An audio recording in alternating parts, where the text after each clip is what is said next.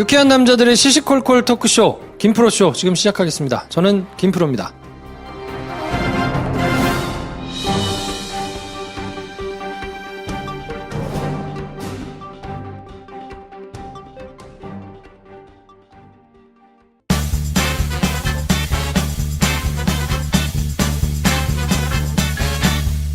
어서오세요. 안녕하세요. 네, 수줍은 관종, 노래하기 좋아하는 우리 데이브니어 나오셨습니다. 안녕하세요. 저는 뭐라 소개해야지. 이거 은근 부담되지 않아? 애드립도 바닥났어. 그러니까 나도. 저 요즘 그러면 현실적 이상주의를 꿈꾸는 수줍당 대표 데이브니어입니다. 네. 연애 지상주의자 마른 장작 우리 한량 김 선생 나오셨습니다. 안녕하세요. 장마철이라 연애가 좀 뜸한 한량 김 선생입니다. 장마철에는 왜 뜸해요? 만나러 나가기가 너무 힘들어. 왜 이렇게 왜 비 맞으라며?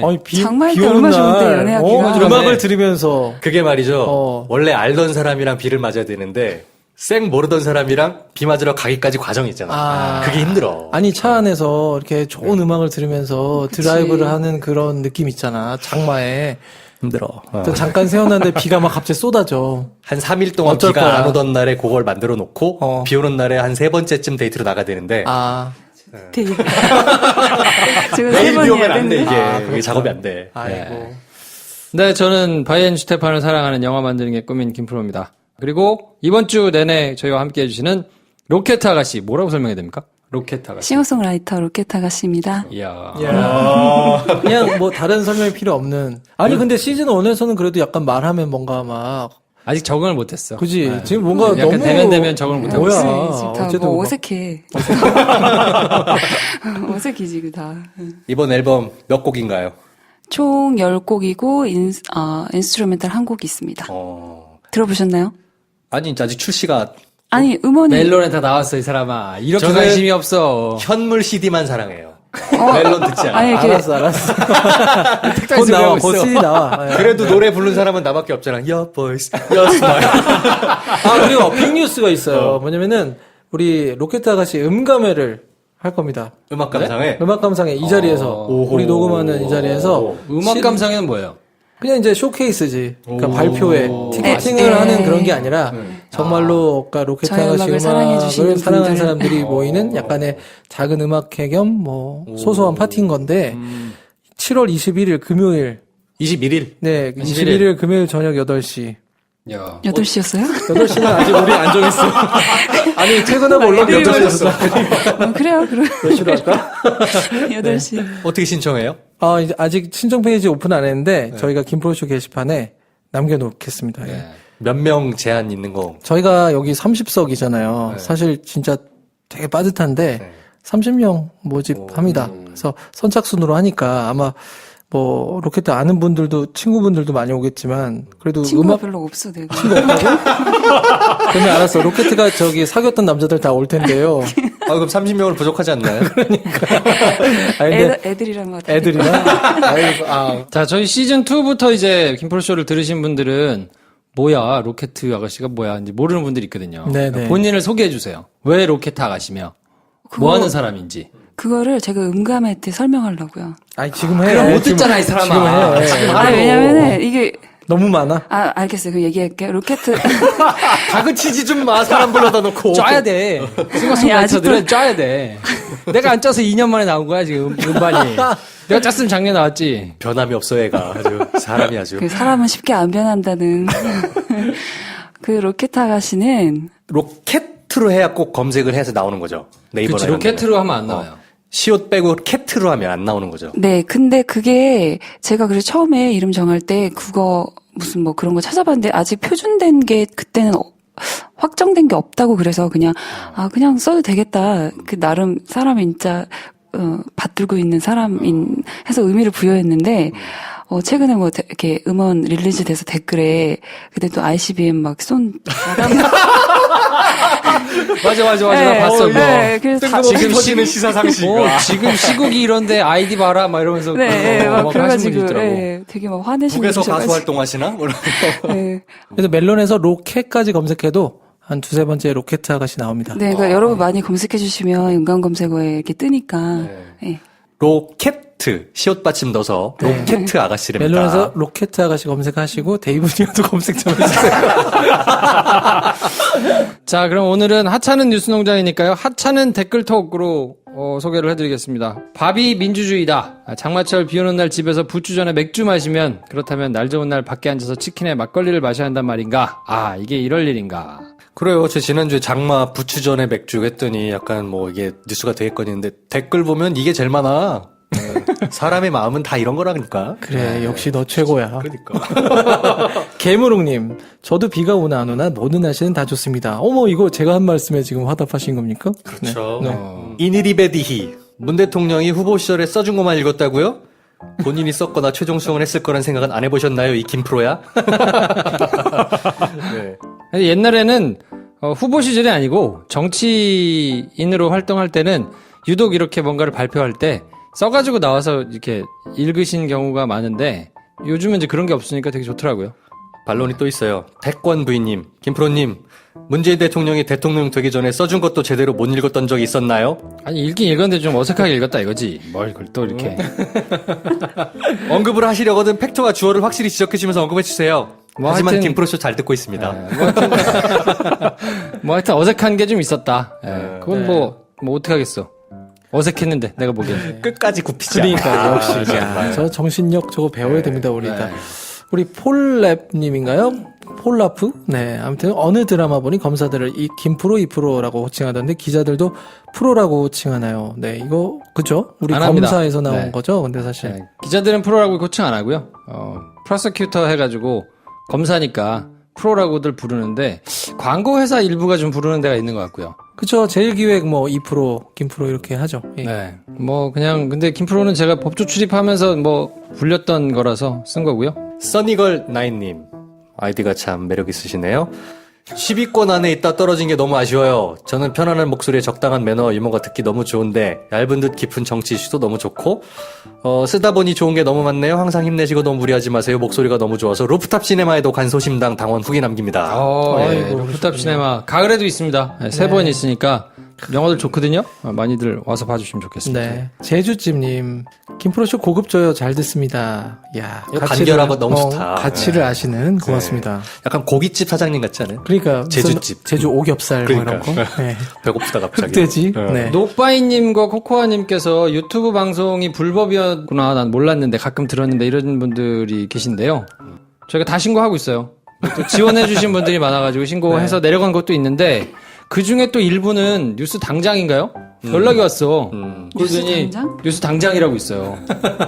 이름 진짜 잘. 그래서 김어준 사진에다가 뉴스 당장 이렇게 해가지고 거기는 우리뿐만 아니라 모든 시사 프로그램을 다 따다같이들이 막 올렸어요. 그래가지고 이제 신고를 막 했더니 이 친구들이 메일을 보내가지고 자기네들이 수익을 떼줄 테니. 수익이 여기보다 난 거 아니야? 아니, 그러니까 자기네들이 우리가 수익을 쉐어해 줄 테니까 그러니까 저작권을 넘겨라 자기네들한테. 미친 거 아니야? 어디서 무슨 소리야 이게. 그래서 그러면 이게 또 김 선생이 정중하게 메일을 보냈죠. 그래서 그럼 당신네들이 김프로쇼로 얼마를 버는지를 공개해 주시라. 그래서 그걸로 그럼 명확하게 비율을 나눌 수 있는 게 있으시냐? 그건 할 수 없대. 그거는 공개할 수 없대. 그건 공개할 수 없대. 그리고 후원 계좌로 우리가 좀 돈 좀 보내드릴 테니까 다 저작권 권리를 넘기라는 거예요. 이런 미친 사람들이 있어. 자, 뉴스당장 운영자님, 제가 메일 드렸는데요. 그 맨 메일 말미에 뭐라고 했냐면, 맞아요. 저는 범죄자입니다. 하지만 김프로쇼가 교회가 되어줄 순 없나요? 헌금 낼게요. 그렇게 보냈다고요? 그렇게 그렇구나. 메일을 주셨어요. 택간 소리 하고 그거는 있어. 야, 저 같은 사람도 정말 화가 나네요. 그쵸. 저희 교회 아닙니다. 저 같은 사람은 어떤 사람이지? 나 말이야. 나 몰라. 근데 저희가 사실은 3번인가 경고 먹으면은 계정이 폭파돼요. 예, 그러니까 구글 정책에서 네. 그런 신고를 한 3번 이상인가 받으면은 그 계정이 멈추거든요. 그러니까 그건 그러니까 거기서 이제 쫀 거죠. 예. 유튜브 계정은 저희가 따로 만들어가지고 올려드릴 테니까 공지를 따로 해드리겠습니다. 그러면 이번 주에 공개방송 공지 한번 또 드릴게요. 7월 23일 일요일 오후 5시 반, 용산 아이파크 몰 내 자몽 미디어 센터, 용산 CGV 앞에 있습니다. 여기서 저희가 김프로쇼 공개방송을 할 예정입니다. 이 자리에는 페루에가 있는 황대리 빼고 나머지 김프로쇼 멤버들이 다 총출동해서 같이 한번 신명나게 방송을 할게요. 이날 우리 뭐해요? 일단 던져놓고 그건 나중에 생각하시죠. 맨날 저희가 했던 대로. 자, 그리고 이번 주 선물 폭탄 코너는 특별히 로켓 아가씨가 소개를 해주고 계십니다. 네, 선물 받으실 분입니다. 술친구 한 박스, 바비 민주주의다님 축하드리고요. 축하드립니다. 그다음에 애터미 선크림, 온 마실? 네, 온 마실님. 네, 네, 축하드립니다. 네. 야, 격조 있어. 목소리 좋으세요. 네. 유니코프 깔창 받으실 분, 이니 리베 디히님 축하드립니다. 축하드립니다. 너무 조곤조곤해가지고 저 소리 들어가고 있나요? 들어가고요. 야, 나는 로켓가 이렇게 가식은 아니고 이거 뭐라고 설명해야 될지 모르겠어 이거. 가식이야. 네, 얘기할게, 가식이야. 자, 김프로쇼 도와주시는 분들 소개해드리겠습니다. 소연아범님의 술자리 만병통치약, 친구 술친굼, 음주 전후로 한 포씩 드시면 좋으니까 많이들 이용해보시면 좋겠고요. 제주 하얀언덕 펜션, 제주도 동남권 최고의 펜션, 김프로쇼 가족들의 후기가 넘치는 바로 그 펜션 이용해보세요. 네, 재구매율 30%를 자랑하는 깔창, 그 이상의 깔창, 유니코프 깔창 많이 검색해 주십시오. 이 유니코프는 확실히 한 번쯤 써보셔야 그 진가를 아실 것 같아. 네. 네, 많이 신청해주세요, 선물로. 자, 가게보다 미리 통신요금을 줄여주는 위너스텔 알뜰폰 소개드립니다. KT통신망 그대로 사용하고 품질은 동일한데 가격은 딱 반값. 네이버에서 위너스텔 알뜰폰 검색해주세요. 홍대 산울림 극장 건너편에 있죠. 싱코데마요, 멕시코 식당인데 타코벨보다 훨씬 낫습니다. 아, 비교가 안 돼. 네, 비교가 맛있어요. 네, 진짜로 많이들 가보셨으면 좋겠습니다. 네, 그럼 저희는 광고 듣고 와서 하찮은 뉴스 농장으로 2부 꾸며드리겠습니다.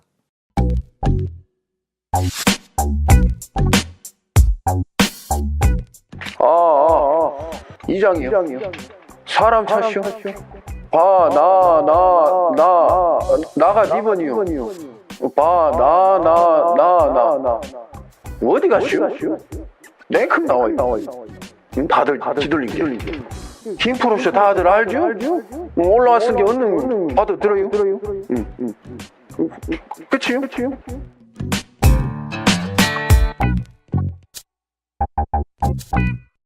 네, 김프로쇼 2부는 하찮은 뉴스 농장으로 함께 합니다. 자, 이번 주 하찮은 뉴스는 어떤 것들 가져오셨습니까? 저부터 해볼까요? 자신 있나 보지? 굉장히 하찮거든. 아, 굉장히 하찮아? 제가 했던 것 중에 제일 하찮은 것 같아요. 좋았어. 의정부 고등학교의 졸업사진. 저는 1년에 한 번씩 요거 보는 낙으로 살았었는데, 올해부터 안 나와요. 아, 그거 하찮지 않은데? 진짜 안 나와요? 그 학교 측에서 안 하게 좀 했어? 부담스러웠나 봐요. 그래서 못하게 한 것 같아요. 어허. 그래서 뭔가 사전 검열도 하고, 뭐 이래가지고 요즘 이번 2017년은 없어요. 그거 항상 재밌는 짤을 양상했던. 그러니까 재기발랄하고 되게 그랬잖아요. 네. 근데 그게 올해는 뭔가 이제 정치적으로 패러디를 하는 것에 아마 전화를 많이 받았나 봐요. 뭐 이제 이런 걸 하면 되냐, 막 이런 걸 받았겠지. 이제 특히나 이제 태극기 흔드시는 분들이 전화를 많이 하지 않았을까. 그러니까 이제 참. 부담을 느낀 학교 측에서 그런 걸 이제 하지 말아라. 라고 얘기를 해가지고 올해는 없다고 뉴스가 떴더라고요. 작년에 우리 홍상수 김민희 그쵸, 그 그것도 패러디 있었지. 같은 경우도 아주 유명했는데 되게 많았죠. 의정부고. 굉장히 창의력 있는. 역사와 전통이 있죠. 매년. 그러니까. 좋았지. 사실 요즘 고등학생들이 그런 어떤 재기발랄함과 상상력을 그냥 꽃피울 수 있는 일이 참 없잖아요. 그렇죠. 근데 그렇게 한다는 게 참 좋은 건데 뭐 어떤 분들이 볼 때는 이제 좀 너무한다 뭐 이렇게 볼 수는 있는데요. 그래도 이걸 막 공식적으로 하지 말아라 이런 건 좀 너무 그러니까 정확하게 얘기하면 7월 10일 날 디스패치가 보도를 했는데 디스패치. 그 3학년 학생들의 졸업사진 촬영이 있던 날 네. 그 외부인 출입을 전면 통제하고 학생들한테는 SNS 금지령을 내리고 뭐 휴대폰, 노트북, 태블릿 PC를 다 수거해 갔대요. 그리고 학생들 촬영 컨셉도 사전에 제출을 받아서 이제 검열을 하고 되게 이게 아, 시대랑 뭐야, 지금 역행하는 거 아니야? 어떤 시대인데 지금. 바뀌었는데 왜 그러지? 뭐 이랬대. 그래가지고 학교 심의를 받아가지고 의상을 결정했다고 얘기한 사람도 있고 정치적 이슈 같은 거를 패러디했던 거에 대해서 항의 전화가 많이 걸려오는 것 같다. 뭐 이렇게 학생이 이제 얘기한 걸 또 취재를 해가지고 올렸더라고요. 그러니까 뭐 결국 못하게 한 거지 뭐. 이럴 일이에요, 근데? 사실 이게 작년에 이렇게 크게 언론에 보도가 되지 않았더라면 사실 뭐 학교 교장 선생님이나 이런 분들도 부담이 없잖아요. 그냥 그러려니 할 텐데. 그게 그러니까 문제인 것 같아. 애들이 그런 거 해서 태극기 흔드는 할아버지 할머니들이 전화를 좀 했다고 쳐. 교장 선생님, 교감 선생님이 그걸 가지고 이게 나한테 부담이구나라고 느낄 이유는 또 뭐냐고. 당장 우리 엄마 아빠가 나한테 그런 걸 수도 있잖아. 교장 선생님 엄마 아빠가.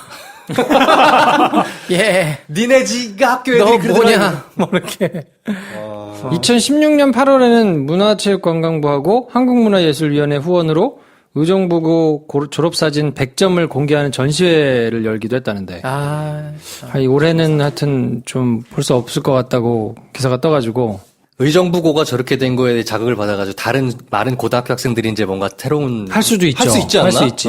이제 그게- 요거를 선점할 수 있는 기회지. 그러니까 의정부가 이걸 놓친 거지. 이게 창의력의 선순환인 거야. 그렇지, 그렇지. 막어도 막히지가 않아요, 저런 거는. 무슨 벽제고등학교 이런 데서 이제 빡 이제 치고 나오면 할만하죠. 아니면 의정부 고등학교랑 라이벌인 학교가 있어. 거기가 갑자기 치고 나와. 그럴 수 있지. 의정부 남고등학교 뭐 이런 데가.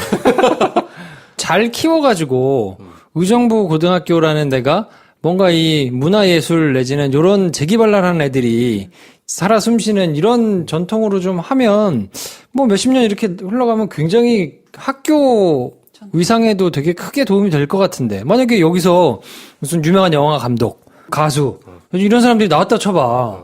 얼마나 그러면 이 자산이 되겠어요, 본인한테. 그때 막 그 코카콜라 병 해가지고 패러디했던 애가 나중에 깐느에서 그렇지, 영화상을 받는 거면서 사실 저의 창의성의 발달은 이때 이 사진이었습니다. 뭐 어. 이러면서. 그럼 이병헌 그 라면 이렇게 먹고 있는 거. 그 사진 했던 애가 나중에 배우가 되고 막. 배우가 되거나 감독이 돼가지고 이병헌하고 사진 찍고 이러면 그 자체로 스토리인데 이걸 왜 못하게 하는 거야? 저런 거 나오기 전에 의정부 고등학교에 대해서 우리가 뭐 관심이나 줬겠어요? 그런데 있나 보다였지? 근데 매년 저렇게 나오니까 저 학교는 참 재밌고 좋은 학교구나라는 생각을 하고 있었는데. 그러니까요. 그 이미지가 굉장히 괜찮았었는데. 그런 걸 보면 우리 사회는 뭐가 하나가 이렇게 주목이 되면 튀는 걸 싫어해. 너무 부각이 되는 거야. 부각이 된다고요? 네, 너무 그 조명을 받으니까 네. 그게 그러면 저런 데도 있나 보다 하고 넘어가야 되는데 이제 그거를 못 넘어가는 거지. 누가 못 넘어가? 누가 못 넘어가? 대중이? 그거 주체자가? 학교장이? 누굴 욕하는 거지, 학교장이 지금? 아니야, 욕하는 거 아니야. 누굴 아니야, 욕하는 그런 지금. 거 아니야, 지금. 아니에요, 여러분. 그런 거 아니고요. 의정부고 계속해서 되길 바랍니다. 추측을 해보는 소설을 써보는 건데, 일단 선생님들 입장에서는 좋은 학교냐 아니냐 이게 그 가오의 핵심이 서울대, 연대고대 몇 명 가냐 이거잖아요. 의정부가 상대적으로 그거 수치는 안 나와 잘. 근데 맨 저런 걸로만 계속 뉴스가 나와. 거기서 짜증이 난 건 아닐까? 그럴 수도 있죠. 그럴 수도 있죠. 왜냐면 이게 정치적인 압박을 받았다고 보기에는 정권이 바뀌었기 때문에 뭐 그걸로 이렇게 했을 것 같지는 않고 아마 다른 뭔가 요인이 작용을 했을 텐데 그럴 수 있겠네요. 설득력 있네. 애들 막 대학교는 좋은데도 못 보내면서 맨날 저런 걸로만 기사되고 아이고 교장이나 교감이나 똑같네 이런 식으로. 그러면 아씨 짜증난다. 어차피 공부 열심히 시켜서 애들 못 보낼 바에야 저런 식으로 주목받지도 말자. 뭐 이런 거 아닐까? 이해가 잘 안 돼요. 고등학교 때는 좋았습니까? 고등학교로 돌아가고 싶어요? 로켓? 고등학교 때 저는 그냥 진짜 평범한 네. 공부 열심히 하는 튀지 않는 그런 학생이었었거든요. 그래서 제가 이렇게 음악하는 거 이제 뭐 SNS나 이런 거 이제 나중에 어떻게 해서 보면은 다 저 아닌 줄 알고. 네. 저는 그때 주의가 튀지 말고 그냥 조용히 지내다가 대학교 가서 내 맘대로 살자. 대학교 이거였어요. 와서 내 맘대로 살았네 그러면. 네. 걸크러쉬 화장하고 다니는 거. 아니 왜냐면 고등학교 때는 뭔가 이렇게 그냥 조용히 내가 좋아하는 음악 듣고 그 선생님들이 와서 뭐 머리를 이렇게 잘라라 뭐 양말을 어떻게 신어라 이렇게 나에 대해서 뭐라고 얘기하는 것 자체가 되게 싫었어요. 그래서 내가 대신 너가 원하는 거 다 해줄 테니까 나 건드리지 마. 내가 공부도 어느 정도 해줄게. 약간 뭐 그런 거 있잖아요. 그래서 그냥 그렇게 지냈었어요. 다시 돌아가고 싶지는 않은 모양이죠. 다시 돌아갔으면 조금 더 좀 다른 사고를 했지 않았을까. 어떤 사고? 제가 지금 애들 가르칠 때 보면, 뭐, 검정고시 보고, 막, 자기가 하고 싶은 걸로 이렇게 쫙 가는 애들 있거든요? 내가 음악을 좀 늦게, 이쪽을, 다른 거 하다가 늦게 들어와가지고, 그런 거에서 시간이 조금 내가 더 일찍 시작했으면 좋았겠다, 이런 생각을 한 적은 있어서, 그래서 저는 지방에 있었잖아요. 그래가지고, 이런 실용음악이란 단어 자체를 잘 몰랐었거든요. 어떤 문화적인 그런 것 서울 때문에. 있을 때 서울 그 당시에도 서울에 실용음악 이런 게 많이 있었나요? 그래도 좀 있었죠. 아는 친구들은 알고, 그런 쪽 대학이, 실용음악으로 대학을 갈 수 있다는 것도 저는 몰랐었어요. 네, 근데 이제 음악을 하려면 다 클래식 해야 되는 줄 알고, 전 또 클래식을 싫고 그럴 수 있지, 이러니까. 그럴 수 있지. 네, 그래서 만약에 돌아가면은 좀. 음악을 하고 싶다. 내가 하고 싶은 거를 그냥 쫙 하든지 아니면 진짜 공부만 죽으라고 해서 하든지 뭐 그런 생각은 해요. 그리고 남자친구를 좀 많이 사귀어 볼 걸. 그때부터? 고등학교 때부터? 한 살이라도 어릴 때부터 하는 게 좋아. 아니 근데 그때 우리 때는 고등학교 때 남자친구 여자친구 그런 거 이렇게 날라리들만 좀 사귀고 이런 분위기 아니었었나? 아니에요? 아닌데, 난 있었는데. 그렇구나. 대부분도 있었잖아요. 있었죠. 예. 대분이는 돌아가고 싶어요? 고등학교 때로? 고등학교 때, 예, 전 좋았어요. 아, 진짜? 예, 고등학교 때, 제 리즈 시절을 고등학교 때 좋았어요. 왜냐면 연애도 뜨겁게 했고, 순수하고, 정말 사랑했고, 공부도 뭐, 나름 못하지 않았고, 뭐, 농구 열심히 하고, 뭐, 노래 부르고. 책도 많이 하고, 곡도 그때 이제 작곡 열심히 혼자 고등학교 때도 했으니까, 그때 곡들도 지금 보면은 그냥 좋은 거 많고, 그냥 돌아가고 싶을 때 가끔 있어요. 예. 고등학교 때로? 네, 고등학교 때. 근데 막, 그때 꼭 돌아가야 돼, 뭐 이런 건 아닌데, 그때 정말 아름다웠다, 정말 잘 살았던 것 같다, 약간 이런 생각 하거든요. 예. 그래서 제 가사에 지나고 나면 모든 게 아름답게 느껴지지. 역시 로켓 특집으로 제가 이번 앨범에? 네. 어떤 노래? 흰머리라는 흰머리. 가사에 지나고 나면 모든 게 다 아름답게. 요거 지금 잔잔하게 배경음악 깔리고 있습니다. 네. 다 괜찮아, 다 고마워. 여러분, 멜론에서 로켓 아가씨. 그렇죠. 로켓 아가씨를 검색해주세요. 네. 아무튼 의정부고, 아이, 참. 다 물어봤는데, 김 선생은 안 들어. 아, 그렇구나. 미안해. 김 선생 돌아가고 싶어요? 가도 재밌을 것 같아요. 오, 진짜. 저는 고등학교 때 나름 재밌게 지냈거든요. 놀 것도 좀 놀고, 운동도 열심히 하고, 그리고 제가 나왔던 학교가 이상하게 이제 그때만 그랬던 것 같아요. 그 이후부터는 아닌데, 선생님들이 애들을 좀 이렇게 풀어주는 분위기였어요. 귀찮게 안 하고. 진짜요? 네. 되게 비교적 큰 탈선만 안 저지르면 웬만하면 용인해 주시는 분위기였거든요. 학교 분위기가. 되게 즐거웠어요, 저는. 야, 너 다 돌아가고 싶구나. 난 돌아가기 싫어. 난 지금 제일 좋아. 그럼 우리 뭐가 되니? 그렇다는 아니, 건 나는 아니고. 고등학교 때 너무 많이 맞아가지고. 우린 많이 때렸어요. 나도 많이 맞았어. 우린 많이 때렸어. 우리는 학풍이 때리는 거였거든요. 아니, 뭐. 곡괭이 자루로 때렸어요, 우리는. 곡괭이 자루가 우리 학교 공인 매였어. 학교 각 어디예요? 반에 하나씩 다 곡괭이 자루가 있었죠. 그 곡괭이 자루로 항상 맞았거든요. 시험을 한 달에 한 번씩 보잖아요. 성적이 떨어지는 한 달에 한 거죠? 번씩 올라도 맞고 떨어져도 맞고. 아니, 뭐야. 오른 거왜 맞아? 아니, 그러니까 계속 올릴 수가 없잖아. 아니, 뭐. 생각을 해봐. 1등인데 계속 1등만 하는 사람이 아니고서는 그 밑에 있는 친구들은 기복이 있잖아요. 뭐 오늘은 뭐 4등 했다가, 그 다음에 뭐 2등 했다가, 뭐 그 다음에 다시 뭐 3등 했다가 이렇게 왔다 갔다 하잖아요. 떨어지면 무조건 맞았어. 그러니까 항상 맞을 수밖에 없는 구조야. 야. 고3 밑에잖아요? 그러면 그 맨 꼭대기층 4층인가 5층에 있었는데 아침 8시 반인가 8시 뭐 한 7시 반에 이제 학교를 가서 8시가 되면 셔터가 내려옵니다. 양쪽 끝에 있는 셔터를 내려요. 사이렌을 울리면서 셔터를 내리지. 교도소야, 무슨, 그래서 뭐야. 그러면 그 셔터를 통해 가지고 못 들어오잖아요? 그러면 중앙복도로 올라와야 돼. 그럼 맞는구나. 그럼 맞는 거야, 거기서부터. 이제 맞으면서 들어가는 거지. 그리고 떨어지면 맞고. 너무 많이 맞으니까, 너무 많이 맞아서 좋은 학교를 많이 보냈거든요? 선생님들이 이제 나름의 노하우가 생긴 것 같아. 때리면 된다. 가지고 가르쳐야지. 때리는 무조건 때렸어, 계속. 곡괭이 자루로. 그래서 이제 애들이 억하심정이 그때 많이 생긴 것 같아요. 그때 생긴 뭔가 응어리와 이 뭔가 고발 정신. 이런 게 만들어낸 기자가 주진우 기자. 그렇게, 고등학교 선배예요. 네. 훌륭한 학교네. 약간 이제 저랑 이런 사람들은 그래서 이게 뭔가 굽혀지지 않는 뭔가 있어. 뭔가 이렇게 누르려 그러면 약간 그래. 속에서 응어리진 뭐 이런 게 있어가지고. 네, 뭔지 알겠다. 그때 맞은 이런 게 아마 영향이 있지 않나. 아, 승질 더러워, 정말. 아. 근데 이제 또 괴가 다른. 요즘엔 안 때리거든요. 요즘은 때릴 수 없으니까.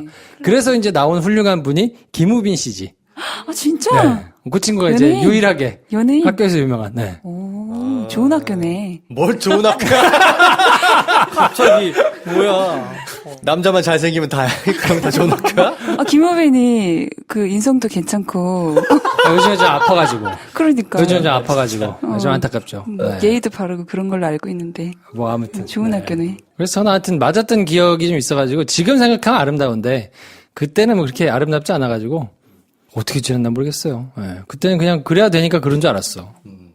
아무튼 네 그래서 의정부고 졸업사진을 보니까 옛날 고등학교 생각이 나가지고 저는 그 하찮은 뉴스농장의 주제로 우정부고 졸업사진을 갖고 왔고요. 데이브 니아는 어떤 거 가져오셨습니까? 네, 저는 우리 박근혜 전 대통령 정신 이상 징후 보인다.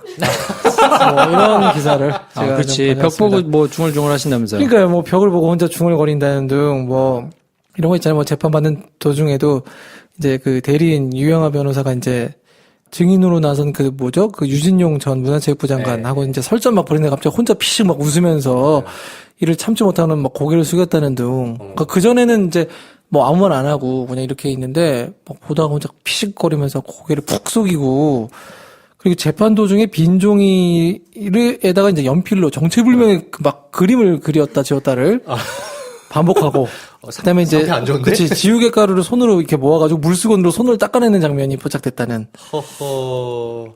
근데 이제 구치소 안에서도 네. 밥 먹고 나서 30분 뒤에 왜 밥을 안 줘요? 이렇게 했다는 거야. 아, 진짜요? 뭐 그런 기사가 있어요. 그래서 이제 잘 때도 잠 안 자고 벽을 향해 중얼거려 했다. 그러니까 이제 처음에는 교도소에서 이제 저 기도하는 건가? 뭐 이렇게 생각을 했는데 이게 한국말도 아니고 뭐 영어도 아닌 거를 이제 막 했다는 거지. 방언이야? 몰라. 방언 받았어.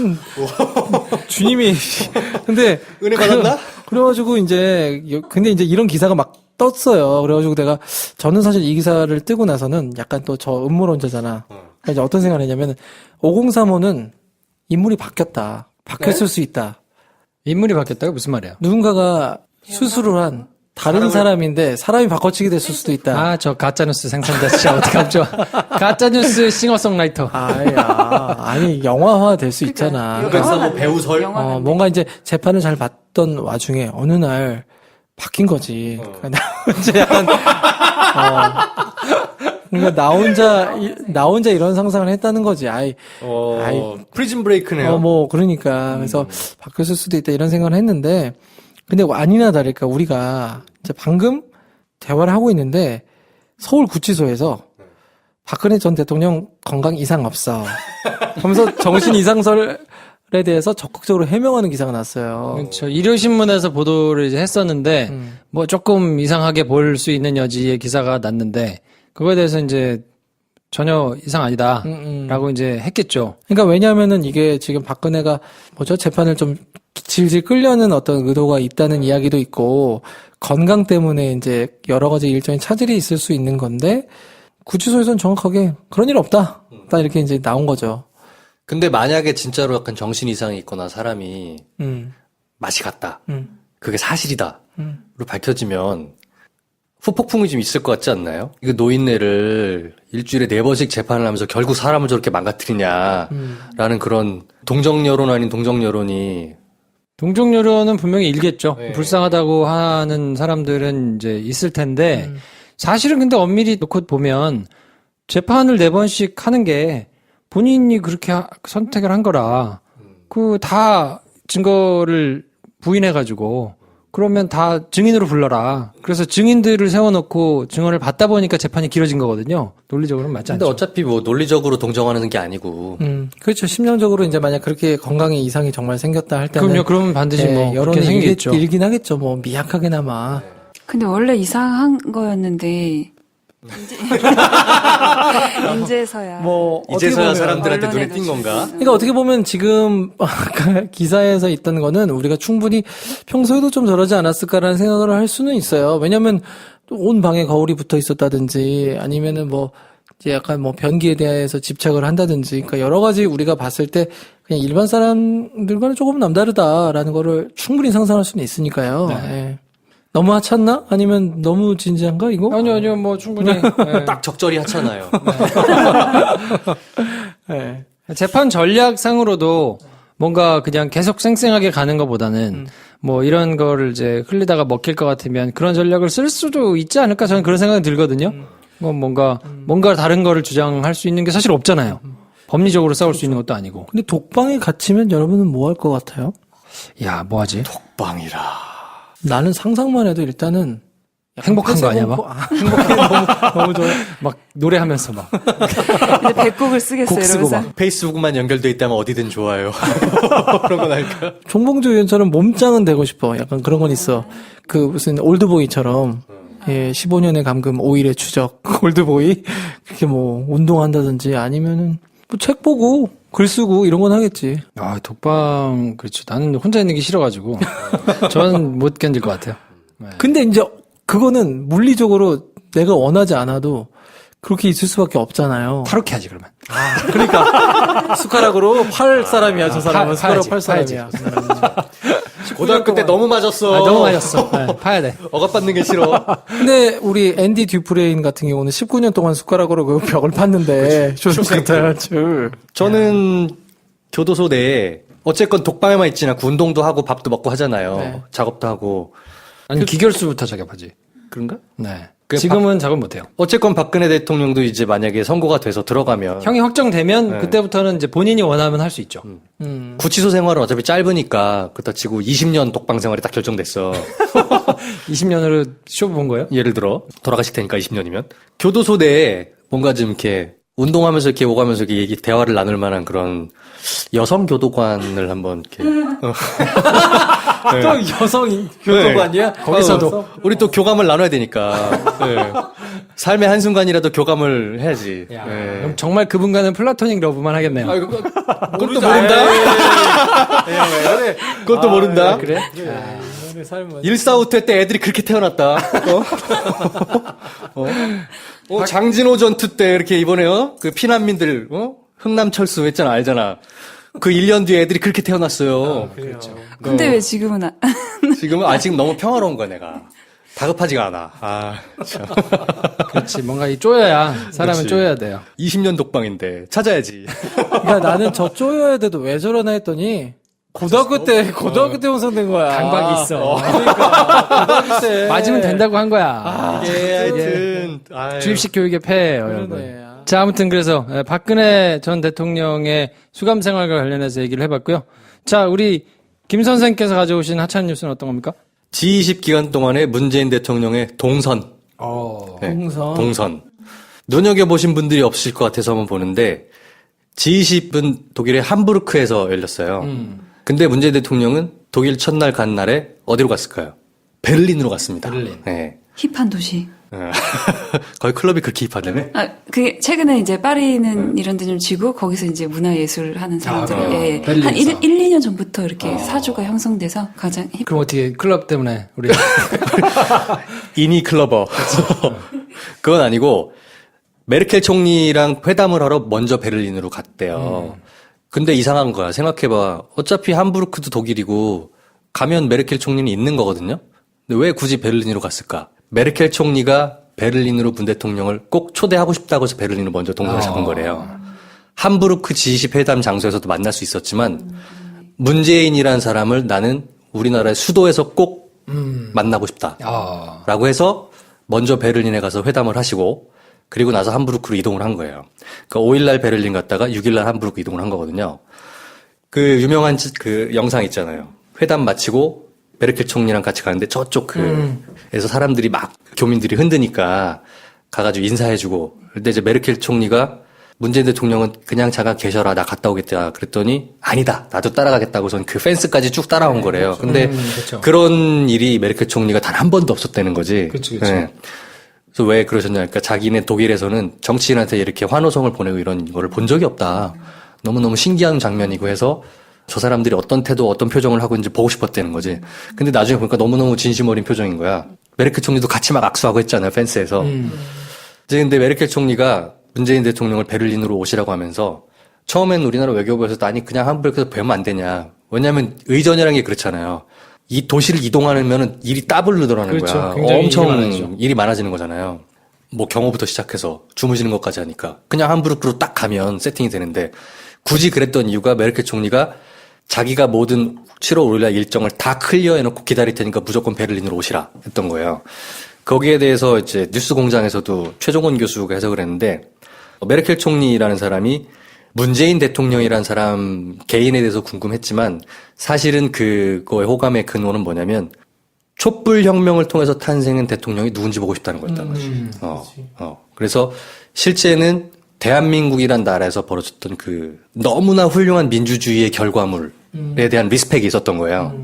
그래서 문재인 대통령 개인에 대한 호감도 물론 있겠지만 그게 아니라 저렇게 절차적 민주주의가 온전하게 그것도 굉장히 짧은 시간에 단 한 명의 연행자도 없이 완벽하게 결과물을 만들어냈던 것에 리스펙을 하고 그렇게 탄생된 대통령에 대해서는 우리가 처음 만나는 자리인데 수도에서 내가 진무를 보고 있는 곳에서 꼭 뵙고 싶다라고 요청을 했던 거래요. 네, 네. 예. 그래서 대통령의 동선은 비록 베를린 함부르크 찍긴 했지만 굉장히 그 지난 겨울의 촛불혁명의 결과가 전 세계인의 리스펙트를 받고 있다. 네.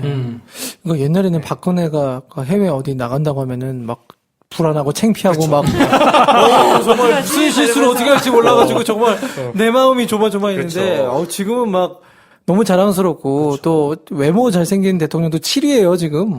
전 세계 7위. 네, 전 세계 7위. 예, 그러니까 대단한 것 같아요. 너무 자랑스러워. 그래서 이번에 G20 정상회담에 가서도 보통은 G20 정상회담이 막 정상들끼리 깊은 회담을 할 수 있는 분위기나 상황이 안 네, 된대요. 그렇죠. 시간이 그렇게 안 나고. 그래서 짧게 상견례 정도? 안녕하세요, 누구입니다. 저희 다음에 한번 봬요 정도로만 하는 자리래요. 박근혜 대통령은 바로 전 G20에서 정상들이랑 그런 짧은 인사를 4나라밖에 안 했대요. 화장실 가느라 사진도 못 찍었잖아. 네, 화장실도 못 찍었고. 근데 이번에 문재인 대통령은 18나라인가를 만난 거예요. 예. 그리고 뭐 정상회담 하자고 계속 콜이 온다잖아요. 서로들 먼저 만나고 싶어서 했다는 거죠. 그게 뭐냐면 대한민국이란 나라도 나라지만 촛불혁명에 대한 리스펙트가 있었던 거예요. 전 세계적으로. 그러니까 우리 국민들의 네. 이게 되게 놀라운 거거든요. 그래서 제가 이 뉴스를 보고 나서 생각났던 게 뭐냐면 중국에서 주재원을 할 때였어요.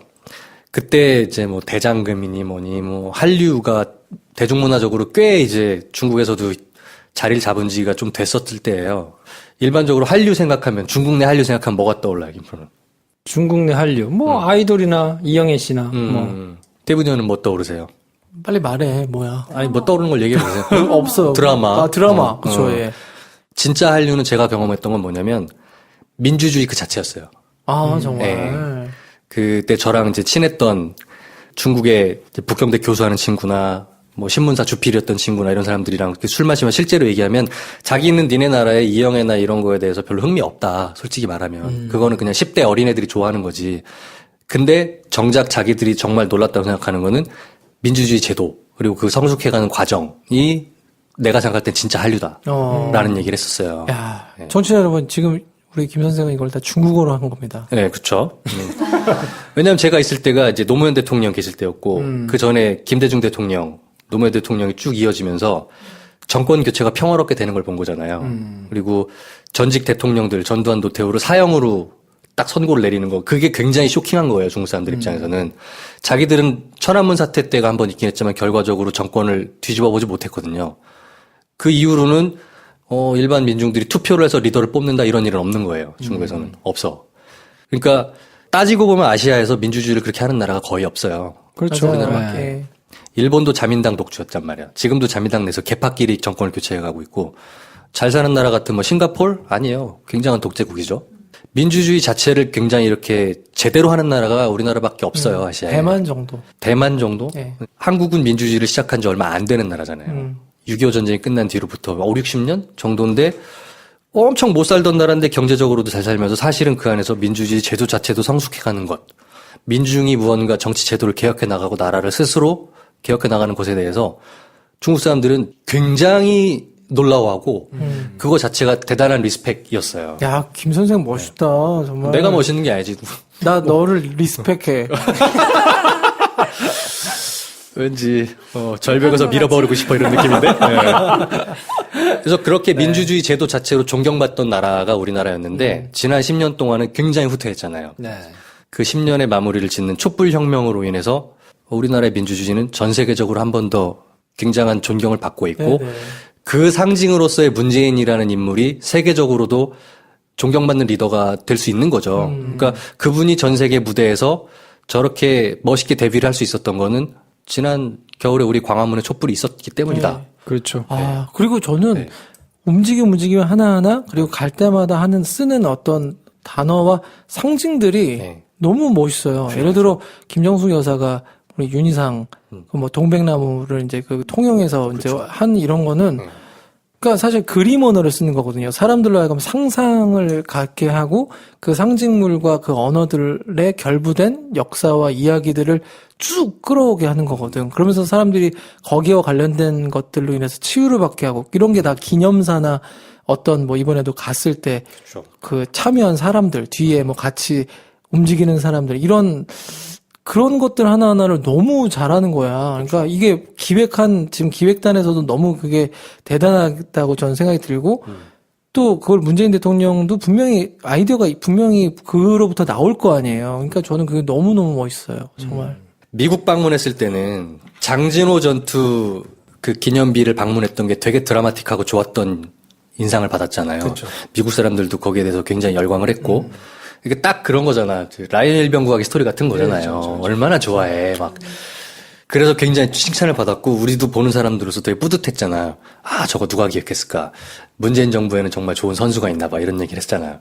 근데 이제 파파이스에서 김경수 의원인가요? 나와서 그 장진호 기념식의 비밀을 밝혔어요. 누가 기획했냐? 막 물어보니까, 이게 참, 말하자면 그런데, 원래 그 전 정권에서 국가보훈처장 했던 박승춘 국가보훈처장 있죠. 그 양반이 있을 때 그렇게 한번 방문하자고 기획 아이템이 거기서 나왔던 거래. 정말. 혹 같았었구나. 그러니까 그거를 일단 뭐 상징적으로 좋으니까 국가보훈처 쪽에서는 이렇게 하면 미국 애들이 좋아할 거야. 박근혜 대통령 갔을 때 이렇게 예쁨 받고 좋을 거라고 기획을 했던 건데 그거를 이제 정권이 바뀌면서 괜찮잖아 그냥 쓴 거야. 그래도 쓴데 같은 건데도 박근혜가 했을 때랑 그래, 다른 거지. 딱 그 사건의 주인공으로 태어난 남자인 문재인이 썼던 거는 결과는 180도 다른 거죠. 그러니까. 같은 주인을 포장이어도. 찾아갔네. 그렇죠. 주인을 잘 그러니까. 찾은 기획인 거예요. 선수는 사실 없었다. 이런 얘기를 솔직하게 얘기하더라고요. 그러네. 우리가 아이템을 냈으면 참 좋았겠지만 이번 한미 정상회담은 그런 걸 신경 쓸 만한 여유는 없었대더라고요. 네. 그래도 어찌됐든 네. 성공적. 그렇죠. 성공만 하면 됐지. 하여튼 전 세계 민주주의의 어떤 성공, 민주주의의 어떤 꽃 같은 걸로 지난 촛불혁명이 세계적으로 이제 존경을 받고 있다는 사실을 네. 확인을 했고, 그로 인해서 문재인 대통령은 외교 무대에서 더 자신 있게 가실 수 있게 됐다. 네네. 그건 작년에 우리가 그렇게 촛불을 열심히 들었기 때문이다. 그럼요. 이게 그 우리가 가까이서 일어나가지고 크게 의미 부여를 못할 수 있는데 세계사적으로 볼 때 굉장히 크게 기록될 만한 일이어서 그렇죠. 뭐 전혀 유혈 사태가 없이 이렇게 큰 일이 차곡차곡 정해진 절차에 따라서 이루어진 것 자체는 굉장히 큰 일이라서 우리가 굉장히 큰 값을 지불하고 학습을 한 거라 뭐 그나름의 의미가 있고요. 자부심을 가져도 된다. 충분히요. 네, 저도 열심히 나갔던 사람으로서. 그때 로켓 아가씨가 촛불 선글라스 끼고 나갔던 거. 태진. 네, 아, 기억나. 그치, 그치. 네. LED. 최진. LED 참 LED. 최진 선글라스. 자, 아무튼 그래서 이번 시간에는 또 소소하고 하찮게 뭐 이런저런 얘기를 한번 나눠봤는데요. 잔잔하게 계속 반응이 있는 것 같아요. 저희들의 하찮은 뉴스에 대한. 네, 아무튼 저희는 또 다른 주제 가지고 찾아뵙고요. 오늘은 여기까지 하겠습니다. 다음 시간에 뵙겠습니다. 감사합니다. 감사합니다.